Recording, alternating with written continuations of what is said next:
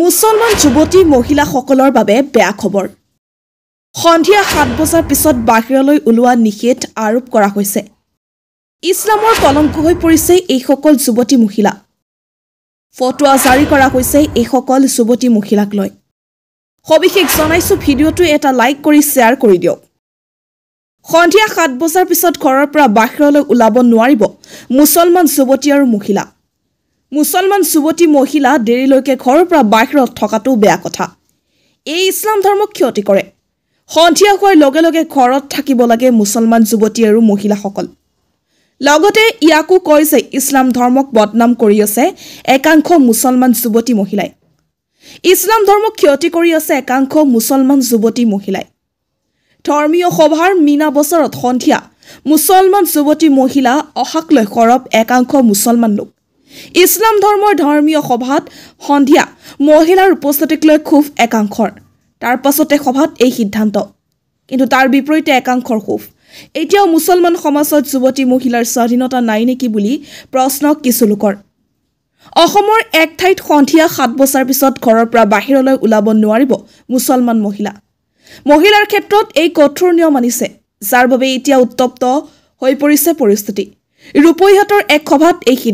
সিদ্ধান্ত লোৱাৰ পাছতে উত্তপ্ত হৈ পৰে পৰিস্থিতি এই সভাতে মুছলমান মহিলা সন্দৰ্ভত দিয়া হয় এই মন্তব্য সভাত কোৱা হৈছে সন্ধিয়া হলে কিয় ঘৰৰ পৰা বাহিৰলৈ ওলাব নোৱাৰে মুছলমান যুৱতী মহিলা মুছলমান সমাজৰ নিয়মক লৈ প্ৰশ্ন সচেতন ৰাইজৰ সন্ধিয়া ৭ বছৰ পিছত ঘৰৰ পৰা বাহিৰলৈ ওলাব নোৱাৰিব মুছলমান যুৱতী আৰু মহিলা মুছলমান যুৱতী মহিলা দেৰিলৈকে ঘৰৰ পৰা বাহিৰত থকাটো বেয়া কথা এই ইছলাম ধৰ্মক ক্ষতি কৰে সন্ধিয়া হোৱাৰ লগে লগে ঘৰত থাকিব লাগে মুছলমান যুৱতী আৰু মহিলাসকল লগতে ইয়াকো কয় যে ইছলাম ধৰ্মক বদনাম কৰি আছে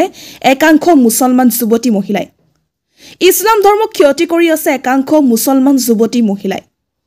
ধৰ্মীয় সভাৰ মিনা বছৰত সন্ধিয়া মুছলমান যুৱতী মহিলা অহাক লৈ খৰব একাংশ মুছলমান লোক ইছলাম ধৰ্মৰ ধৰ্মীয় সভাত সন্ধিয়া মহিলাৰ উপস্থিতিক লৈ খুব একাংশৰ তাৰ পাছতে সভাত এই সিদ্ধান্ত কিন্তু তাৰ বিপৰীতে একাংশৰ খুব